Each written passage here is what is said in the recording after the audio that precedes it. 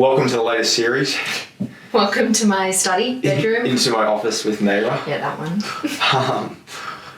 This is going to be cool because I feel like we have a lot of interesting conversations. You're so much more higher up than me. Yeah, well. I mean, I'm higher up. Come on down. There you go. We have a lot of cool conversations about interesting things, and I think we always say this together, just like it would be interesting to even like listen back to some of the things that we say. So where do you think is a good place to discuss some of the conversations? What do you think are some of the most interesting things that we talk about in the walks that we have and the talks that we have and the pillow conversations before we go to bed? Gosh, it's been so different, hasn't it? I guess we've officially been together for coming up to 10 or 11 years. I'm actually pretty bad at counting. Next year, 10 years. 10 years? Mm. Yeah, and from where, I guess, I always think go back to the very beginning, but we could be here for hours, and we should even in the next podcast just like even dissect what, I guess when you think about all the way to even childhood, like what brought you to be in this place at this moment and why you are the way you are. I always find that very, very interesting because it could be like, we talk about this, we do this, and it's like, where did that stem from? Yeah. Like, how did you even get there? Because it can feel, for some people, like, especially wanting to start your own business, it can be like, I don't know where to start, I don't know what to do. It just feels so overwhelming, and it's like, hey, we had those thoughts, we went through that, we still go through that on a daily basis, like that never stops. But I always just think starting from the very beginning helps, just to build those like blocks of almost like what you had to go through to get there. I think I like to reflect, but I don't feel like we do it enough. We never really go we back don't together. We don't. And we also don't, when we have a win, like we'll celebrate it for a little bit and then it's like next. So maybe this podcast can feel like for us just going back and be like, damn, like that's pretty cool. Our relationship, I guess. Yes. Just depends how open we want to be. I mean, you're always like, I don't mind sharing everything, and I'm like, I always feel so, I don't know. One day I'll wake up and be like, I'm going to tell everyone everything, and it will be amazing to bring them behind the scenes. And then other times I'm like, I just want to be in a cocoon and not share anything, and just, So where do we? I guess you can challenge me and push me outside of that. Let's do that. So 10 years of us being together in a relationship. Next year, I think will be 10 years at the moment. Oh, no, this year, I'm sorry. May this year will be 10 years. A decade. A decade. Wow, that's like a third of my life. So, I mean, like... Be a good third. When we first started becoming into a relationship together, I feel like we were such different people. Completely. And it's interesting because I feel like whenever I reflect back on so many things individually, but then also like in a relationship, like wise, I feel like we've just developed and changed so much. And I feel like when we first started, like I don't even know what it was specifically that created the environment that's like fostered so much growth. Because I feel like prior, what? I feel like you definitely created that environment. I remember like. I remember always saying like, no, I'm so happy with, I mean, you always talk about this story as well. Like, no, I'm so happy with who I am. I know who I am. I'm never going to change. Why would you ever want to change me? And then it was almost like that. We always go back to that, but like, it was just, I don't know, we were butting heads so much at that time. And I think it's almost like if you want someone to change, I mean, obviously you can't change anyone, but just be an example. I think that was the biggest thing that like, I was like... Do you think that's what I did? I mean, at first you were learning so many new things, you were growing, and obviously it made me extremely uncomfortable. And I think that, I mean, at the time I didn't know it was making me uncomfortable. Like I definitely was not conscious back then. So I think what do you think you were thinking? Like what like when, because I remember like I was like, I don't even know I think it's when I started to get like a little bit more business oriented, maybe a little bit more like personal development, definitely development, meditation. Like what was going through your head? Were you like, to be honest, not much. Like, I think like when I think back to like, what did I used to think? I'm like, really not that much. Like I would never think outside the box. You would always just think like about the now or the past, and not the now to be like in the present moment, which we're all striving for. In the now more in terms of like survival. what am I doing right now? Yeah, what like now doing, you never future thinking, and if it was just riddled with like anxiety, Wow. and then just past, and like this has happened to me. I've gone through this. I actually think like almost victim. I remember you. A big part. I think there was a part when I can't remember who it was specifically. Some of our friends, and there was a time for like a while there that you used to like tell that story of like. Always. The past, and it was Always. like, it was who I was. Like, this is what I went through. Yeah. This, and it was that poor bad, me, and it was like, poor me. you know, Yeah, I and survived. it was me. Yeah, the survivor. The survivor. Yeah, wow. I made it to here. I haven't done anything with it yet. I actually don't think that I speak about the past at all now. Like, I'm like, sure, yes, there is. I think I speak about learnings, but I don't need to go into particular like scenarios, especially if something was over like 5-10 years ago. I'm like, it is what it is. Like, it does not matter. As we've been saying, future is bright. Future looks bright. Future looks bright. There you go. So I think that's how I thought. And to be honest, I was just so, I don't even know. Like, I would love to go back into like the way I thought and why. I know why I thought that, and I think it was just a way to stay safe. Yeah. It was just to like protect me. I didn't know of any better. I grew up with a very religious background, so it's like you think one way, you never think outside of that. Just all fear-based, to be honest. What was your biggest? Because I've shared and I've talked about this a lot on different discussions or interviews. But the big kind of like maybe it's not like one moment, but a couple of moments that you were like, the light bulb's on. What was I would even love to hear about yours, because this podcast is about us. Yeah. So you're very used to like interviewing people. I need to get used to like asking you questions. I don't think I've heard. I mean, I would say maybe the Joe Spencer thing, but like see, maybe there's other ones as well. I hate saying 100%, but I'm like 100% the Joe Dispenza event. I think that the most I've ever changed in the shortest amount of time, because I think change happens gradually as well. It's not like you just, sometimes you do just wake up one day and have an epiphany, but that usually has to be backed by a lot of pain, I think. And at the time I didn't know I was in, what's that saying? Like, you only change when the pain is... when the pain of staying the same, staying where you are surpasses the prospect of change, transformation occurs. Like that, where essentially, where you're in too much pain right now, that the fear of the unknown's like, well, fuck it.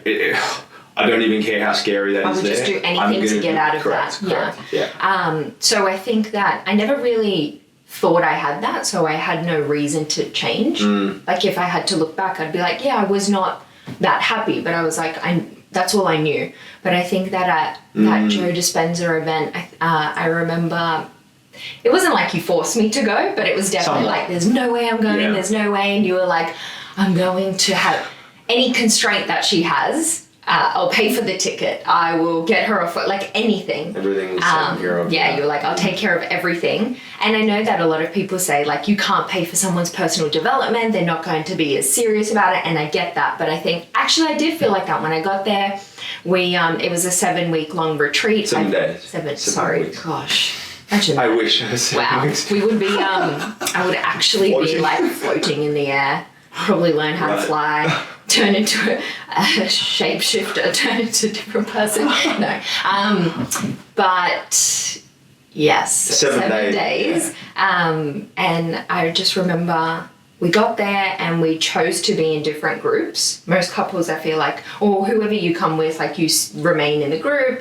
That was a really conscious decision to make. Yeah, I always reflect on that, and I'm like, how did we decide to do that? Because I was like, that's an extremely really a lot of awareness went into that. To go there and to be like, hey, you know what? Let's be in this completely weird new environment, and then opt to separate for the whole entire 7 days. I mean, even the last one we went to, we didn't opt to do that, which I actually, looking back, wish we did, because it's almost just forces more growth. It does, and a lot of things about me, and maybe there's different ways I'll talk to you, and I'm sure you felt the same, and you were so aware of my emotions, so you're like, oh, I need to take care of her, but then I want to work on myself, and I felt like that with the last event. So But it's like both of us in like a weird projection of like, exactly. I think I need to do this. Is she okay? I don't know if I can fully play out because she might be like, that's weird what he's doing. And I always feel like with any personal development or any work on yourself, like it needs to be yourself. Like unless you're working on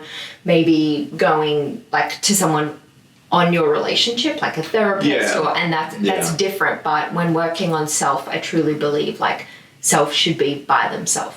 I agree. Like obviously you have people, and it helps when there's people around you that you don't know because you don't really care. Definitely. You're just like, I'm going to play all out, and then you almost come together and you're like, you share a different type of bond. It is. It's very special. It's very special. So what? So after that, what was the like light? So I think that at the event we went there and I'm like semi-resenting you because I did not want to do it. I don't even think at that time I felt scared. I was just like, I don't even know what I'm going to, but whatever, I'll just go. I think you were on keto as well. Oh, yes, I was on keto. Just to add that in there. I guess I was thinking a bit more clearly. And yeah, I just remember the first day or two, I'm like, oh, this is whatever. This is weird. And then something. So I think something just like clicked in me, like, you are here, so you may as well play all out. What's the worst that can happen? Like you're here and you can sulk the whole time and hate the experience, or you can just choose to do it. Even if you choose to do it and you hate it, who cares? Like at least you did it. And that was an actual like in the second decision. And obviously it was backed by everything that Joe was saying. And like I never heard anything like that before. And I'm like, this is just mind blowing. So then I think I just chose to play all out for the first time ever. And it was just... Do you think that was the first time you really like... I mean, I definitely don't think I'm someone that doesn't play all out. I'm quite, I guess you could I would say now, I'm very intense. Yeah. You grip things that you do quite... Yeah, like when I do things, I think I do them. I'm not just like half-assed. No. I mean, I have to be passionate about it. If I'm not, then I'm like, ugh. Yeah, anyway. Interesting. So I think that was the moment, and that completely shifted my whole experience there, and myself. I think I came back and it was, you know, when those people, when people feel like they've like found God or something, I honestly think I came back. I was trying my best not to preach to everyone, and I'm like telling everyone, and I seriously think people were like, she's gone loony. I'm like, damn, I need to just like chill out. Which is really sad. Which is really sad to think, I needed to chill for other people. Yeah. But that's okay. I've learned to also deal with things like that now. But what about you? The thing that comes to mind the most, I would say, in terms of from a consciousness perspective, where I realized for the most like significant moment in time that I am not my body. That was like the biggest moment where I was like, there's the mind and there's this like thinking thing that keeps talking to me, the chatterbox, and then there's this like meat suit that walks around and then kind of responds to orders from the mind. No, it's just how it is. Meat suit. Like it is. Like look at the body. It's just this shredded meat suit.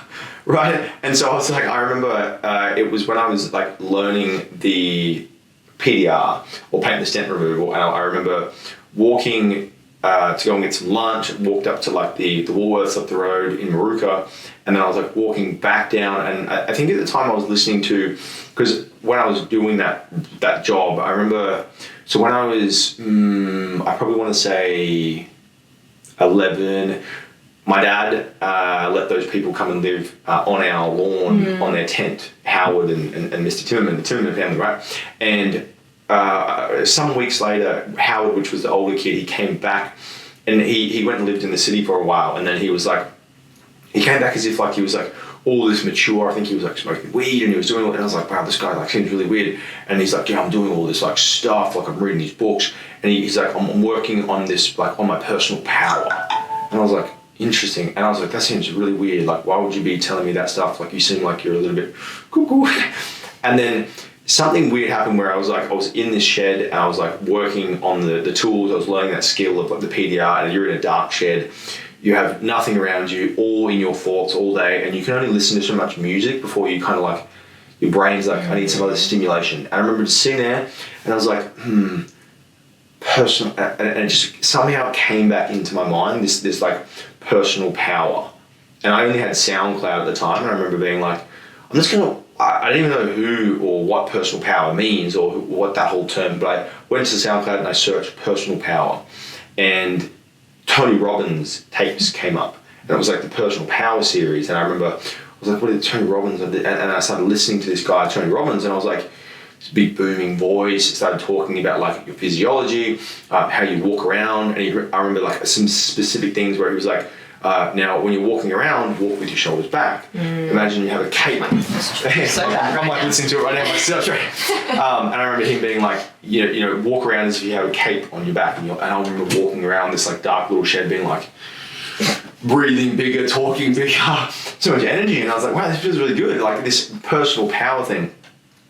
And the moment where I really like had this almost disassociation with the body and me, myself being like just this individual that's like trapped and walking around like the maze, I remember walking back from the shops, having my lunch in my hand, and I was listening to the Power of Now. I was honestly, the whole time you're saying this story, I'm like, it was because of that book. And that's like what stemmed it. I just remember like there was a few things that he said with like the present moment, all there is the now, you are not your thoughts. And I was like, and there was just like really interesting, like kind of like transcendental moment where I just went up out of my body, and I just became really, really like, I was like, whoa. And it was as if like someone just like slapped the back of my head, and I was like, whew, as if I was like put back into my system again. And I was like, oh wow, like plugged back into the matrix. Very, very, very interesting. And I think from that moment I really started to feel as though that I can influence and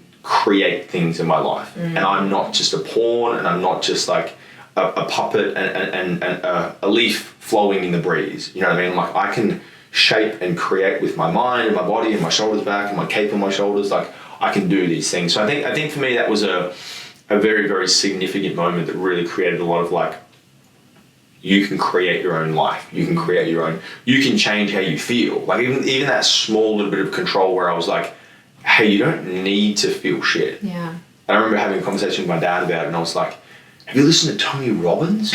And I was like, I started sending him all these tracks and stuff, and then I started talking to Bruce, you know, who was one of the guys, and he like was big on all the personal development stuff, and he's like Yoda. He's like, like, welcome. Yeah, it's very good, man. And so that was my one of my biggest moments. And I think it's interesting because Patrick talks about these all the time, and he calls them paradigm shifts. And so what you're looking for in life a lot of the time is like, how can you like manufacture these paradigm shifts, whether it might be in a personal situation, a business situation, whatever it might be, where it's like the moment you have that change, like you can't go back. So true. You know what I mean? It's like the light turns on and you can't, there's no switch. It's on and you're like, holy shit, I've just changed my whole perspective. Like, how was I living life without knowing any of this? It's so strange. And then you think everyone knows it, and you start talking to people in your life about it, and then if they're not maybe conscious enough, or if they don't know, they're like, what? And you're like, wait, how do you not get it? How do you not understand? And that's why I feel like whenever you start personal development, you want to tell everyone because you feel like you've found almost like the meaning of life, and you're like, I get it, it all makes more sense. And then everyone's like, stop telling me. And then it can feel lonely, like at the very beginning of that journey, very, very lonely. Yeah. But the thing I always go back to is, to get to that, and even that shift that you were talking about, do you need a lot of pain to get there? Because I feel as though like the times most people change in life is when they have pain. Like, is there a way to have such a profound shift in life without it being backed by, I'm not happy where I am, I don't want this, I want change? That's why I think it always comes back to like, yes, bad things do constantly happen, but it's just a lesson, and so much good can come out of it if you're willing to learn what it's trying to tell you. And it is always trying, I say this now, but like in the moment, when there's emotion, when there's emotion involved, and when you're not thinking more logically and you have time, you're just like, it's not easy. But if you can kind of take yourself out of it and not being the victim and be like, this is just happening to me, this sucks, it's always something, whatever your story is. But I guess my question is, do you think that huge shift can happen without the pain? I don't think so at all. Like I think that it's kind of interesting. I just feel like pain has like a really, really powerful way, or the mechanism of applying pain onto something really quickly like allows your mind to determine what's important and what's not.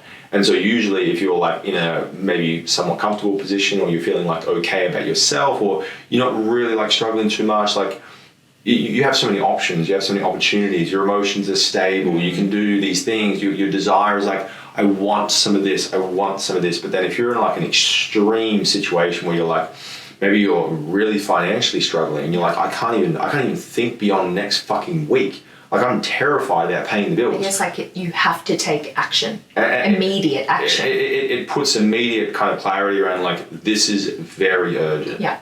And so I think all of the time, it's really interesting because I feel like all of the times that I've experienced like seriously transformative kind of like shifts in growth, in financial growth, in business growth, it's all been because of a catalyst of pain that's been built for long enough that I'm like, fuck this, and I'll make a significant shift to change, which is hard as well because it's also like I don't want to constantly be dependent on the platform of pain to be like, oh, well, now you can't make the best decision, especially like right in that moment. Yeah, you're very irrational. That's the downside of it. Like it helps you to obviously have a lot of clarity around what's important and where you need to put your attention, but then it's also like, okay, well, I'm in complete survival mode. Yeah. You know, like it's like do or die. But at the same time, like, I don't know, all of the times that I remember when I first started doing the paintless dent removal and like doing that hail damage business, I had like hundreds of thousands of dollars of debt. I owed so much money to so many people. And my mindset was like I'm going to eat these people's faces. Like, I was so aggressive. I walked into that place every day and I was like, no one's going to be better than me. No one's going to come close to me. No one's going to outwork me. No one's going to work harder than me. No one's going to learn faster than me. Like, I'm going to be the best because I had no choice. Like, I was like, all of this money that was owed to me, I just took out more loans from my friends to get started into that program, to learn this skill set. I was like, you don't have a choice. Yeah, but like also a lot of people don't have a choice. Like a lot of people either are maybe addicted to drugs or going through really, really hard things or times, and they still don't think like that. They're still like, life sucks. It's true. I can't do anything. I'm not in control. This keeps happening to me. So I feel like not everyone's like, I have no choice. I'm going to do the best that I can. So it's like, how do you think like that? Because even to you, like when I'm in the midst of a very stressful situation and you're like, just do this. I'm like, I don't think like you though. I just can't. I can't get past my emotion. And that's why I'm always like, Sasha's an alien. I swear he's just like can see things so clearly and sometimes just be like, I have no emotion. But I guess you're very, very disciplined as well. And I'm like, that is very difficult for people to have that. Like, and I don't know if it's a skill people are born with. Oh, no, not at all. And the thing is as well, I was saying this in the conversation with Danny the other day. Like, he asked me something where he was like, do you think that you, like if people in your high school and stuff would have looked at you growing up, they would have been like, definitely going to be successful. I was like, no fucking way. Like, I was like, just average. Like, I was like a B minus, C plus, maybe a flat B student. You were pretty good at school. Yeah, but I wouldn't be too good. I never like really tried because I didn't want to be a nerd. I was like, no, I don't want to be too smart. Right. I don't want to get up on stage and get in front of people and be seen. I was like, no way. And I would work just hard enough to not get in trouble with my parents. I'd work just hard enough to like get good grades so they wouldn't notice me, they wouldn't punish me. Like it was like just in between. Just complete like unnoticed all the time. And no one would ever have been like super intelligent, really hardworking, very articulate, definitely going to be successful. No way in hell. In fact, like when I left school, it was like complete like no man's land. Like, what am I going to do? I don't even know who I am. Yeah. So like it's so interesting because I feel like sometimes it's hard to plot. You know, like you can have the best upbringing, you can have the best background, you can have the best skill set, and you can still be, you know, worse off and flop. Or you can have horrible backgrounds and have like, you know, really unfortunate kind of upbringings and then still become very successful. It's a very, very fascinating concept. I spend a lot of time thinking about it in terms of what creates that. I guess it's that nature versus nurture, what you were kind of born with in terms of the ingredients of your, upbringing environment versus like how you kind of construct the learnings and the inputs around you. So then have you broken down like what it comes down to? What's your belief around it? I think it starts with number one, the desire to first before the desire. Like number one, it starts with the desire to be better. I think it's like I'm dissatisfied with where I'm at, and I have a deep, deep desire to improve. Fundamentally, I think that's what is required first. Secondly, I think that needs to be backed by like a belief that I can change, and I believe that I can control the outcomes of my life.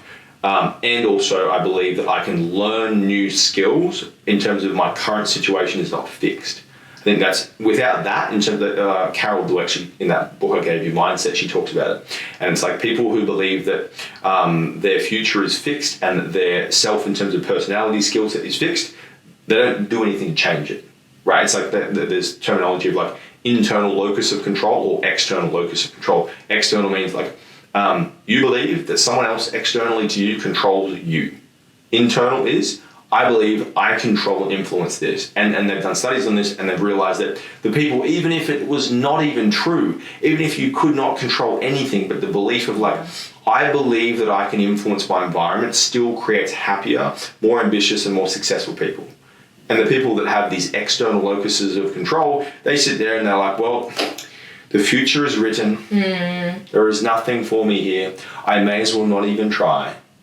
So I think fundamentally it's like that desire, that belief that I can freaking change, and then that kind of like knowingness that through the acquisition of like knowledge and skills and learning, like you can build and shape whatever type of character that you want. I feel like I keep thinking about one of my most like core fundamental skills, and I think I'm very, very good at being able to fixate on a subject for long enough in terms of definitely obsess onto a future in terms of I want to become that, and then I can brainwash myself into thinking and believing in a certain way that gets me there, and then I'll do that for long enough until my character and the way that I operate starts to become like that, and I'll just keep doing it and doing it and doing it and doing it and doing it, and all of a sudden I'm like, I'm a completely different person, but only through like the choices and the ongoing learnings and the consistency of like, that belief doesn't serve me. That belief doesn't serve me. That belief doesn't serve me. No, I'm not going to let that in. No, I'm not going to let that in. And it's really hard. It is. It's but hey, like being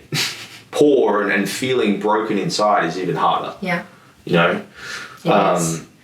That's good. That's how I think about it. That's a great way to break it down. I don't even actually think you've said that to me before, and we talk a lot. Yeah. I think this is cool because I feel like we have these conversations, but we don't have them this present. I think we have these conversations like, oh, did you know external locus of control, internal? Oh, yeah. I think we just talk about like day-to-day things, what we're working on, future things, but it's not like, I think we teach a lot. Like I learned so much from you, but I think it's by just watching you do what you do, but it's not like we sit down and you're like, hey, I learned this new thing today. I mean, you do, but then I do. I also think like, whenever it comes from a partner or even a parent and they're trying to teach you things, it's almost like you're like, oh, why do you think I need to learn it? Like, do you get me? It's almost like you switch off. Not that I want to. Like, I'm like, oh, teach me. Like, I love it. But sometimes it can feel as though, I don't know. It's like I'm doing it because I want you to improve something, or I think in a way. Or like, and then you're just like, oh, stop trying to teach me things. Like, let me just be, which isn't great to think like that. But I guess at the end of every day, it's not like I'm like, all right, I've had a big day and now I want to learn even more. So tell me. But no, that's free. So I guess breaking that down, it's just self-belief. Well, I think the self-belief comes always, and this is, I always talk about this so often in terms of like your belief of self is always based on like the habits and things that you do. And I remember like, for example, when I was like, addicted to drugs and stuff, and my self-belief, my internal self-worth, my self-esteem was horrible because every day I would think of, all the things that I wanted to do, and I'd think of like the small behaviors and the small habits and the little like, I'd love to just like apply for a job today, like that would be fantastic, and I would break it constantly. And so it was that bad where I would use the substances just to escape from the feelings of like, I just resent myself, I loathe myself so much that I just want to do anything to escape, you know. And so like, I think when you start to get into that low level, it's like, almost like anything is better than nothing. Like just, I don't know, put your socks in the washing basket, you know what I mean? Like, take out the trash, like do anything to complete little small commitments, because like the small commitments turn into big commitments. And I think like your self-belief is so hinged upon like the evidence of self continuing to repeat. Hormozy says, we are what we do. And it's like, if you think about it, like your habits and the things that you do for a long enough period of time, they create you. You as a product, you are a product of the environment and the continued things. If you continue the habits of going to the gym and eating, like you will result in a particular outcome. You know, it's like that comes through. You're not going to just sit there and believe your way into something. I love that. I mean, manifesting is fantastic, but not when you're just doing nothing and you're like, I'm just going to think of something and it will come at random. And I guess also that comes down to like when you do those things, you start to also trust yourself and your decisions. Because I think the biggest thing I wanted to do this year, I mean, there's a lot of goals I have, but it's just to make quicker decisions, because that completely cripples me, and it has a rippling effect. When I can't make a decision in the moment, then it's just like I think about it and I think about it, it turns into this huge thing, and then it just ripples into every single other thing. And then you don't trust yourself, you don't think you're good enough, then you're like, do I even really know what I'm doing?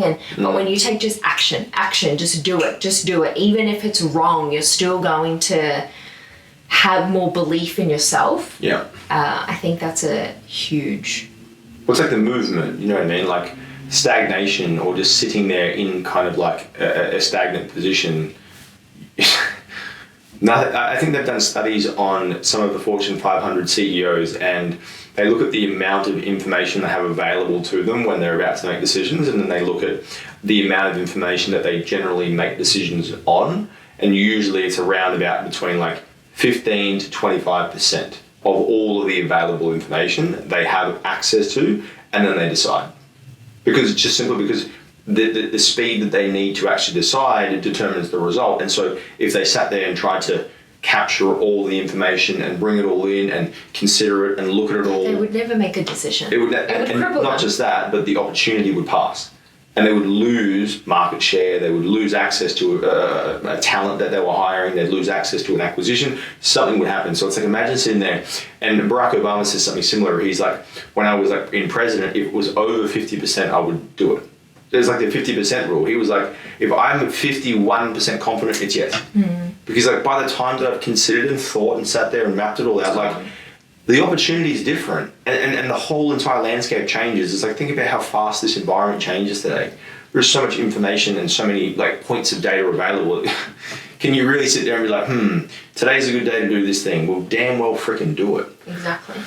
I guess it brings... When I think about my first business, it's because I just actioned it so fast. I did not think about like all the things that could go wrong, every little detail, because I think it would just cripple you, and then you would think you can't do it even more. You just like, this is way too difficult. Because you did procrastinate for years, but then so long, once you actually did it, you were like so confident. And I was just in a hurry to just hurry up and start. Like the market's moving so fast. I just need to begin. And I'll learn it along the way. And even if something, people say fail, I'm like, it's fine. I'll learn from it. I'll learn, like, what is it? Fail fast. Yeah, fail fast and fail forward. Yeah. How do you think that you kind of like overcame that yourself to be able to actually start?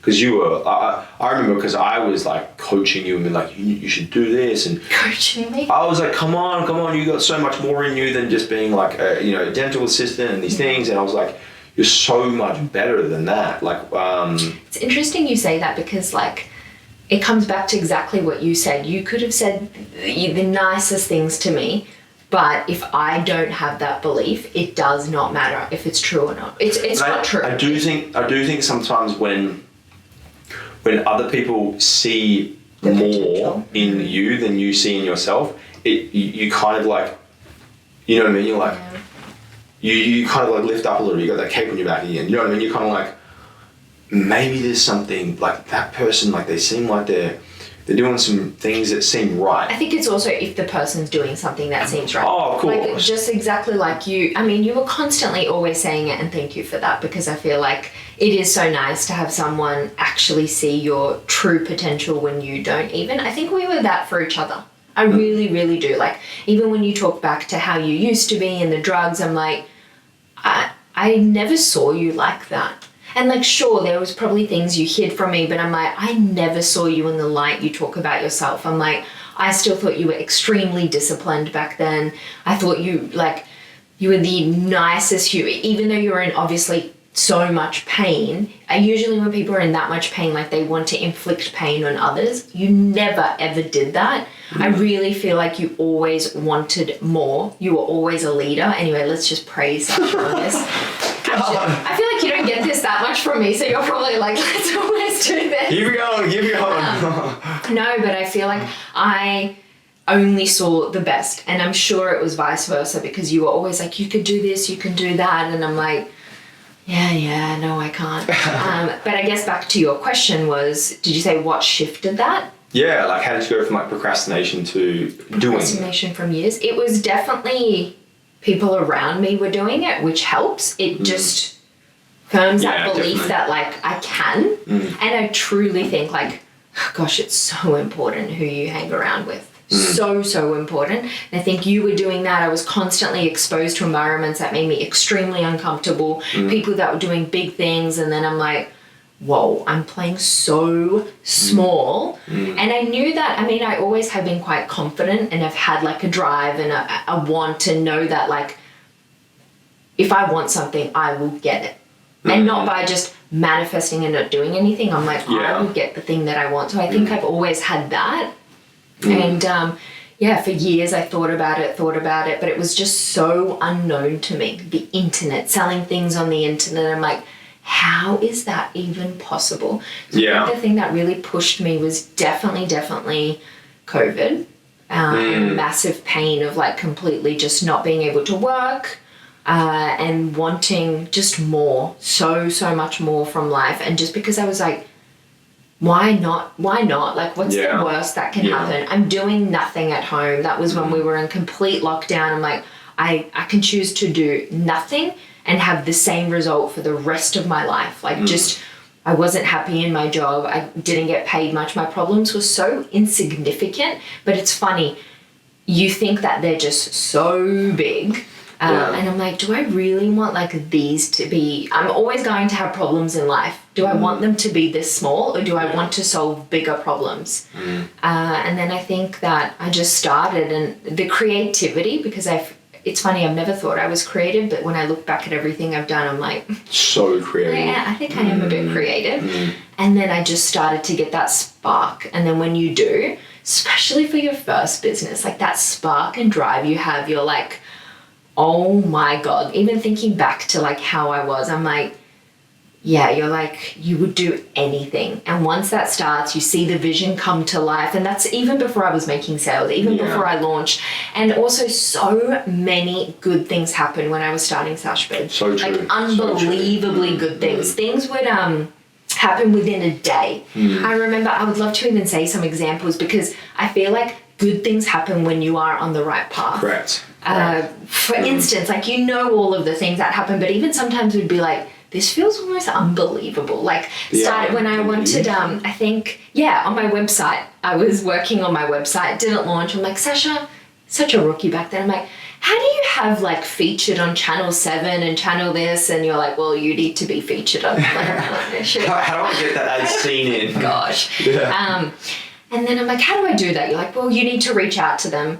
I think that day I was just emailing people. I'm like, this is never, there's no cut through. Like, they're never going to respond. And then that night I remember I went on Facebook, and I was a part of this Facebook page, and someone posted, and it was on the Gold Coast, and they're like, hey guys, Channel 7's doing literally a news, not article, but it was broadcast tomorrow on women that have started a business during COVID. And there was hundreds of comments, like, call this number. And I'm like, okay, that's really weird. I was just talking about it, trying to call the number. It didn't go through. I think multiple people were. And then the person texted me being like, hey, just tell me your story. Messaged her. Then she called me. She's like, I love it. You're on the news tomorrow. I'm like, okay. Oh my God.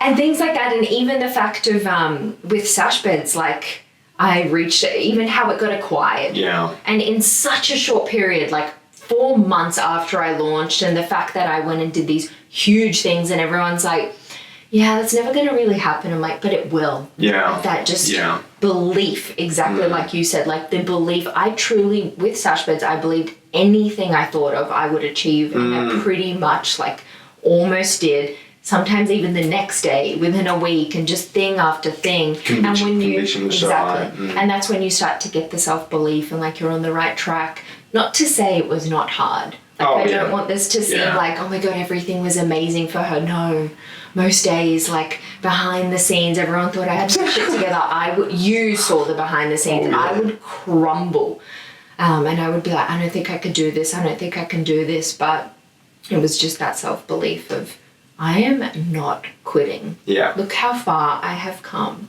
I find it so interesting that maybe the journey or whatever you want to call it of like entrepreneurship is such a roller coaster. It's just constantly incomplete. Constantly. Like you think that you've reached a level and you think you've got like some like, I'm not sure, like a piece of like control or a piece of like, I know a little bit, I've carved out. I get it. I get business. Yeah, I've carved out a little chunk to understand, and then you're just like, next. And then you're like, okay, if I want growth, these problems are completely things I have no idea how to do. Like, it's constant, but I would not have it any other way, because when I look back to like, what is the alternative? What is the alternative? I think the thing I love about business is I feel like it forces you, because I remember when I think this must have been very early on, Patrick was saying something to me recently where he said 20% of your success is related to strategy and then 80% is related to your identity. And I thought that was such an interesting kind of, I guess, split, because like a lot of the time when you're starting off, you're always looking at also like, what's the strategy? What's the quickest way? What's the step-by-step process? And I think it is also so much down to like you individually. And this is where I was going with it. The thing I love about business is that it, like you can't hide, if that makes sense. Like there's no, it's like, it's not a spectator sport. You can't sit on the bench. You can't like not participate. You can't like sit there and be like, oh, I can see all the fires burning in my business and someone else has it. Yeah, I mean, some people can do this maybe, but they're probably going to really struggle. But I feel like it's one of those sports or games that you have to really play full out. And I remember when I was at MMA recently, a little while ago, my coach said, so do you gamble? And I was like, no, I don't gamble, but I gamble in business. And I was like, but the thing with gambling in business is it like the bets continue to pay off and my odds go up because I begin to get more skilled at the game, you know what I mean? So whereas you go to the casino and the house is always favoured, whereas in business it continues to grow more and more and more. So I think similar to what you were saying in terms of I wouldn't have it any other way. Like I think being in business, especially within a relationship, I feel like it forces so much like personal development, self-development, interpersonal development, like spiritual development, like you find God many times. And I guess exactly what you said, when you're in a relationship in a business, like we also cannot hide from each other. Like that's the biggest thing. Yeah. If whatever you're going through, like you cannot hide that from me, or the failures, or vice versa. I mean, I can try. You can try, but it always comes out in the end. Always. It does. It is very interesting, and something I'd love to talk about that I think about very, very often is I think business is risk, like taking a lot of risk. Oh, it is. Yeah. And that's why I always come back to like, as women, I think that we take less, or we're almost, because we're nurturers. So I know even myself, like when this is something I struggle in business with, especially when I'm very, very invested in, I'm invested in anything that I do, but I think that when I'm looking at things, and even when you come to me with a problem, like I think about the first thing I think about is risk. Where you think about the opportunity. Yeah. It's complete different way of thinking. And I'm like, how about this? And you're like, oh, I haven't even thought about. But how about this? So it's just like, what do you think? Is there a happy medium with risk taking in business, or do you think that business is all risk taking, or do you think risk mitigating is also a great thing? I mean, this man right here, Ray Dalio, he says it in his book, and he says, especially when you're starting out, I don't think, it depends on where you are at, like in the stage of life you're in. If say, for example, you know, you're 20 years old and you have no dependents, you have no responsibility, you have no obligations, you have no debts, you have no things to service from a financial perspective. I mean, but when you're 20, yes, you don't have that, but you still feel as though you do. Oh, no, like, of course. No matter what age you're at, I mean, I don't know when you're older, obviously. But say, for example, but you still think that everything is so important. Of course, like, we're all the center of our own world, so everything feels so amplified. So when you're thinking back to like, gosh, I wish when I was 20 I did X, Y, and Z. But when I was that age, like, I still felt like everything was extremely important, and I also felt like I was very right all the time. Yeah.